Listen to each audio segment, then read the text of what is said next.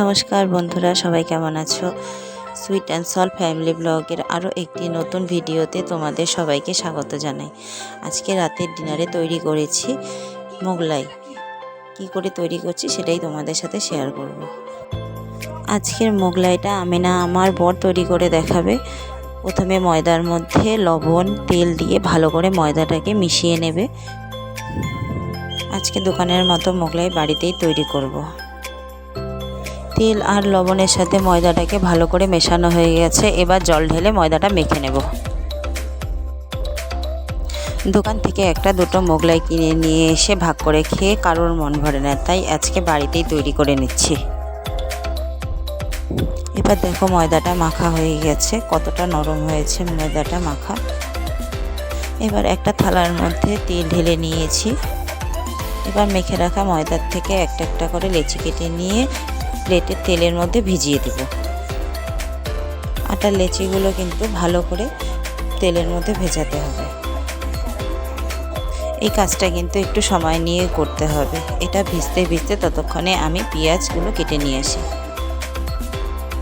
এই দেখো, আমি পেঁয়াজ কাঁচা লঙ্কা কেটে নিয়ে এসে সব সামনেখানে রেডি করে নিয়েছি। এবার মোগলাই তৈরি করা হবে। আমার বর কিন্তু এটা হাত দিয়ে তৈরি করবে, কোনো রুটি বেলনা দিয়ে নয়, হাত দিয়ে ভালো করে টেনে টেনে তৈরি করবে।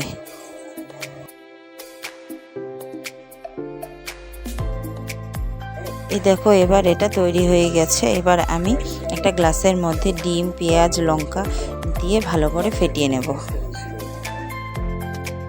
আমি এখানে ম্যাগি মশলা দিয়েছি, তোমরা চাইলে এখানে চাট মশলা বা ভাজা মশলা তৈরি করেও দিতে পারো।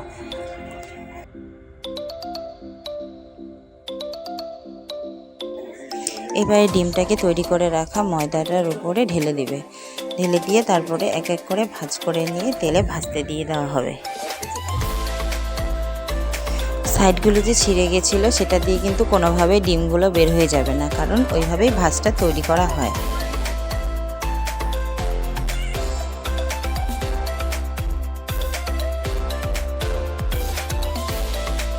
এবার দেখো, আস্তে করে তুলে তেলের মধ্যে ছেড়ে দিচ্ছে। এবার ভাজা হতে থাক। এই দেখো, মোগলাইটা ভাজা হয়ে কি সুন্দর ফুলে উঠেছে। এবার আমি মোগলাইটা এক ধার ভেজে আর এক ধার উল্টে দিচ্ছি।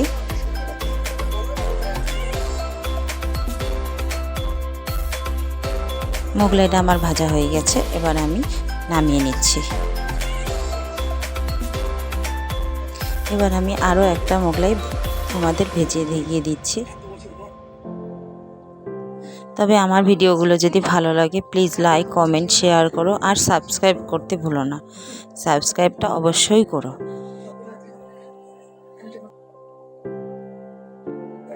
আমার এই মোগলাইটা ভাজা হয়ে গেছে, আমি তুলে নিচ্ছি। এবার একটা থালায় খাবারটা সাজিয়ে নিয়ে আজকের ভিডিওটা আমি এখানেই শেষ করছি। সবাই ভালো থেকো, সুস্থ থেকো। আমার ভিডিওটা দেখো। ভিডিওটা দেখার জন্য সবাইকে ধন্যবাদ।